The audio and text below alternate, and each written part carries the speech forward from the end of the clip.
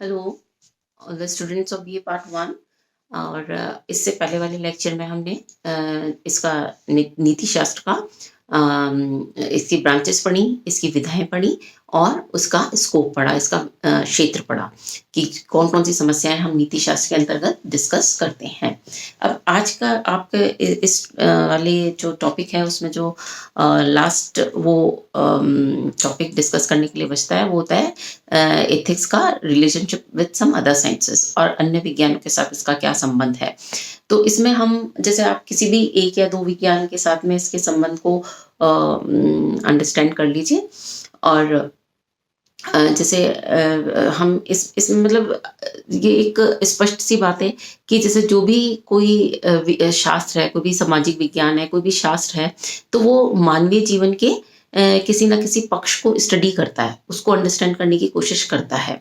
तो कहीं ना कहीं किसी पॉइंट पे सारे शास्त्र या सारे विज्ञान जो है वो एक दूसरे से संबंधित भी हो जाते हैं और कहीं ना कहीं एक दूसरे की सहायता भी करते हैं। तो वही चीज जो है वो नीति शास्त्र पर भी लागू होती है। ये मानव जीवन से संबंधित उसका जो क्रियात्मक पक्ष है, उसका व्यवहारिक पक्ष जो है उसका अध्ययन करता है और इस अध्ययन में उसे अन्य शास्त्रों की सहायता लेनी पड़ती है and at the same time अन्य शास्त्रों को ये भी सहायता प्रदान करता है। तो एक्चुअली इस वाले टॉपिक में जब हम आपके ये समझने की हम कोशिश कर रहे हैं कि भाई नीति शास्त्र जो है वो अन्य विज्ञानों से कैसे, आपके जो प्रश्न आता है वो ये आता है कि नीति शास्त्र का अन्य विज्ञानों से क्या संबंध है ना। तो इसमें जैसे आपको जो ज़्यादा क्लियर होगा जब हम स्पेसिफिकली इसका और ब्रांचेस से इसकी रिलेशनशिप को स्टडी करेंगे, तब आपको ये टॉपिक और ज़्यादा क्लियर होगा।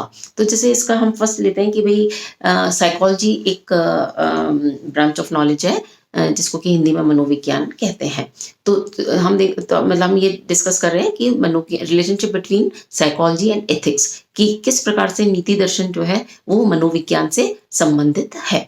अब मनोविज्ञान में तो मतलब बहुत सारे विचारक हैं वो ये मानते हैं कि मनोविज्ञान जो है वो नीति शास्त्र को एक आधार प्रदान करता है, और जो काफी कुछ तक बात जो है वो सही भी लगती है। अब वो किस प्रकार से लगती है तो उसी को पढ़ने में हमें समझ में आ जाएगा कि ये दोनों साइंसेस किस प्रकार से रिलेटेड हैं।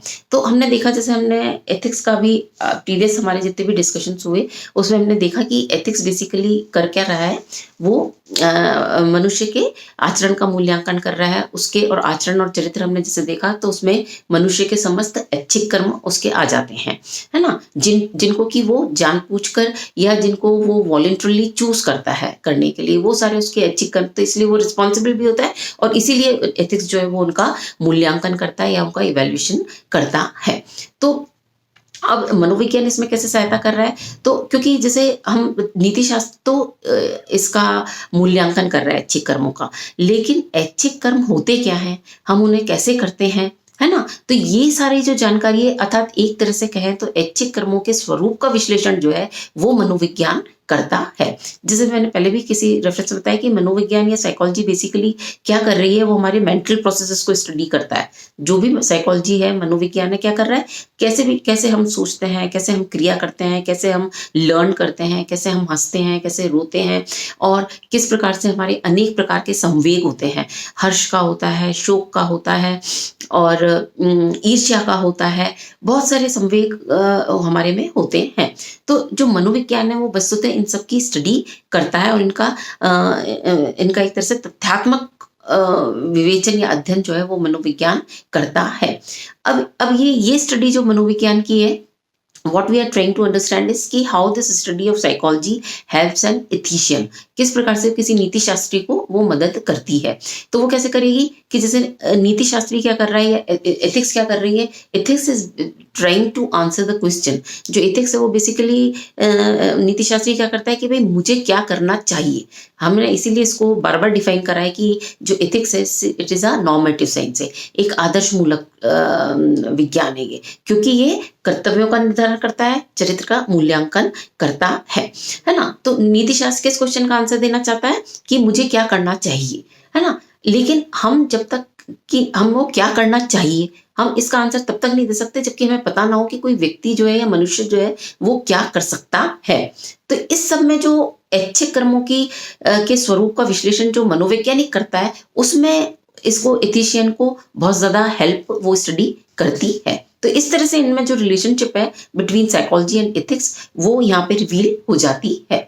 क्योंकि जैसे हमने देखा कि भाई जो भी नीति शास्त्री है, और आगे अभी तो कोई स्पेसिफिक थ्योरीज हम नहीं पढ़ रही, अभी तो हम जनरल इसका एथिक्स का स्टडी कर रहे हैं, लेकिन आगे बहुत सारे जो एथिशियंस हैं उनकी थ्योरीज को हम पढ़ेंगे, नैतिक सिद्धांतों को हम स्टडी करेंगे। तो कोई भी जो नीति शास्त्री है वो जो सिद्धांतों को स्थापित करता है वो किसके आधार पर करता है, वो मानवीय स्वभाव के आधार पर करता है ना। जैसे मैंने कहा कि भाई चाहिए का उत्तर हम तभी दे सकते हैं जबकि पता हो कि व्यक्ति करता क्या है, कैसे करता है और क्या कर सकता है। अर्थात एक तरह से मनोविज्ञान जो है वो मानवीय स्वभाव, उसकी संभावना और उनकी सीमाओं का विश्लेषण करता है। और ये सारा विश्लेषण जो है वो नीति शास्त्री जो है वो उसको उपयोग में लेता है, क्योंकि नीति शास्त्री अपने सिद्धांत को स्थापित किसके आधार पर करेगा, इसी स्टडी के आधार पर करेगा। जैसे फॉर एन एग्जाम्पल अब हम इधर देखते हैं कि जैसे अभी हम आगे डिटेल में पढ़ेंगे इन वाले सिद्धांतों को, जैसे सुखवादी हैं, बुद्धिवादी है सिद्धांत हैं, ये सारे हम आगे डिटेल में पढ़ेंगे। अभी तो जैसे यहाँ पे एग्जाम्पल सिर्फ समझने के लिए हम ले रहे हैं कि जैसे सुखवादी हैं, एक ग्रुप ऑफ थिंकर्स है जिनको कि हम हेडोनिस्ट कहते हैं या सुखवादी कहते हैं।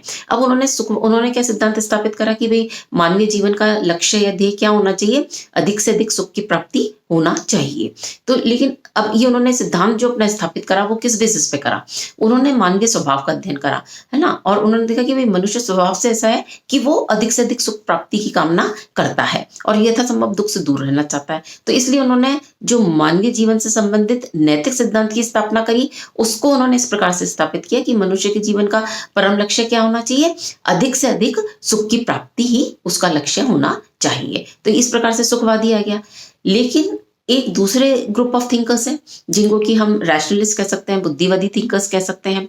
तो अब वो क्योंकि मूलतः उन्होंने मनुष्य को क्या माना, वो मनुष्य को मूलतः बुद्धिवादी मानते हैं, है ना, कि भाई जो मनुष्य उसमें रैशनल एलिमेंट डोमिनेट करता है। तो उन्होंने अपना जो नैतिक सिद्धांत प्रतिपादित किया वो इस वाले इस पक्ष को आधार रख कर दिया। तो उन्होंने कहा कि भाई मनुष्य का उन्होंने अपना जो नैतिक सिद्धांत प्रतिपादित करा वो क्या करा, उन्होंने कहा कि मनुष्य का जो ध्येय होना चाहिए या परम लक्ष्य होना चाहिए वो अधिक से अधिक सुख प्राप्ति नहीं होना चाहिए, बल्कि अपनी बुद्धि की सहायता से अपनी इच्छाओं, कामनाओं,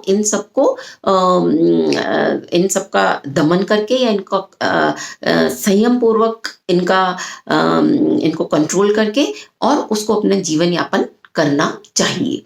तो ये उन्होंने, क्योंकि बेसिकली उन्होंने रैशनल एलिमेंट को डोमिनेंट माना, तो उन्होंने अपना सिद्धांत जो है वो बुद्धिवादी परिप्रेक्ष्य में दिया। तो इस प्रकार से यहाँ पे कहने का तात्पर्य ये है कि अभी हम स्टडी क्या कर रहे हैं कि भाई एथिक्स और मनोविज्ञान एक दूसरे की सहायता कैसे कर रहे हैं। तो जो मनोवैज्ञानिक ने जो मानवीय स्वभाव से संबंधित तथ्य दिए, उन तथ्यों को यूज करके और जो एथिशियन है उसने अपने सिद्धांतों को प्रतिपादित करा। तो इस प्रकार से हम देखते हैं कि भाई मनोविज्ञान और जो एथिक्स हैं उन दोनों में एक घनिष्ठ संबंध हम कह सकते हैं, है ना, क्योंकि जितनी भी थ्योरीज स्थापित हो रही हैं वो मानवीय स्वभाव के आधार पर हो रही हैं।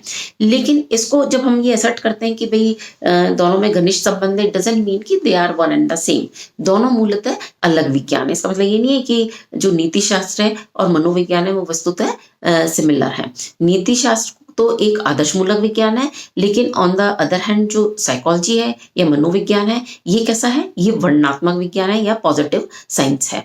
तो नीति शास्त्र और वो कैसे, इनमें अंतर क्यों है, क्योंकि नीति शास्त्री क्या कर रहा है, नीति शास्त्री तो हमारे आचरण का मूल्यांकन कर रहा है, अच्छे कर्मों का मूल्यांकन कर रहा है, हमारे कर्तव्यों का निर्धारण कर रहा है कि हमें क्या करना चाहिए, हमें क्या नहीं करना चाहिए। लेकिन जो मनोवैज्ञानिक है वो कभी भी हमें ये नहीं बताता कि आपको ये करना चाहिए या आपको ये नहीं करना चाहिए। अर्थात वहां कहीं पे भी मनोविज्ञान में, साइकोलॉजी में कहीं भी कोई इवैल्यूएशन या मूल्यांकन इन्वॉल्व नहीं है आपके एक्शंस का, आपके कर्मों का। मनोविज्ञान जो है वो तो इसलिए वो एक पृथक साइंस है, एक पृथक विज्ञान है, क्योंकि वहां पे एथिक्स से अलग है। It's a separate branch of knowledge, क्योंकि वहां पे वो जो साइकोलॉजिस्ट है वो आपके कर्मों का मूल्यांकन बिल्कुल भी नहीं करता। वो तो सिर्फ हमें ये बता देता है कि भाई मनुष्य का स्वभाव कैसा है, वो क्या करता है, कैसे कर सकता है और क्या कर सकता है है ना, वो उन कर्मों को शुभ या अशुभ या उचित या अनुचित कह के उनका कहीं भी उसका मूल्यांकन नहीं करता। तो इसलिए दोनों में हम कह सकते हैं कि जो एथिक्स है, जो नीति शास्त्र है और जो मनोविज्ञान है, दोनों एक दूसरे से घनिष्ठ उनमें संबंध होने के बावजूद भी दोनों के जो विषय क्षेत्र हैं और जो दोनों की समस्याएं हैं और वो नितांत अलग हैं, अर्थात बिल्कुल पृथक विज्ञान के रूप में दोनों एग्जिस्ट करते हैं, डिस्पाइट द फैक्ट कि वो इंटीमेटली रिलेटेड भी है ना, क्योंकि मनोविज्ञान हमने इस वाले पूरे डिस्कशन में हमने यही सिद्ध करने की कोशिश करी है कि मनोविज्ञान जो है वो नीति शास्त्र को एक आधार प्रदान करता है। और वो कैसे करता है, ये हमने अभी स्टडी कर लिया कि मनुष्य स्वभाव की जानकारी, मानवीय स्वभाव की जानकारी प्रदान करके नीति शास्त्री जो है और उस जानकारी के आधार पर नैतिक सिद्धांतों की स्थापना करता है। तो इस प्रकार से हम कह सकते हैं कि मनोविज्ञान में और नीति शास्त्र में काफी घनिष्ठ संबंध है। Thank you.